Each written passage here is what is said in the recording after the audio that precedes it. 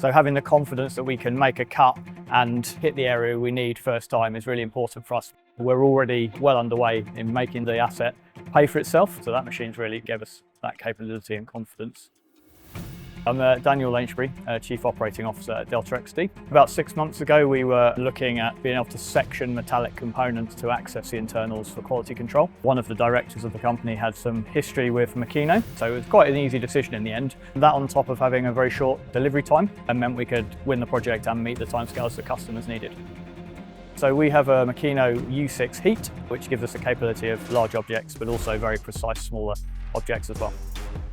A lot of our projects involved inspection of turbine blades and being able to access the very detailed core geometry without losing material was very key to us as well.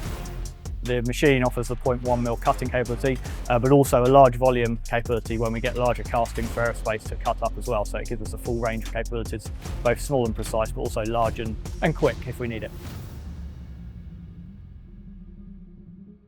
Being able to cut very fine details with the machine and to a few microns in accuracy means that we can target very precise cuts on fine features. Some of the smaller turbine blades, you're looking at kind of 0.1mm trailing edge. So having the confidence that we can make a cut and hit the area we need first time is really important for us, because then we're not scrapping components as part of the process. So that saves costs for the customer, reduces time, and just gives a better service to the customers.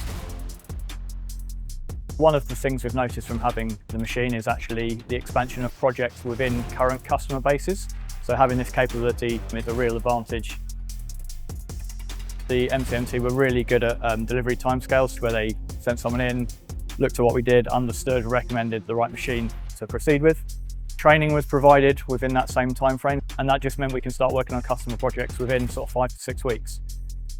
The installation was well managed, and then the aftermarket support's been really good, so good follow-up and support across the board.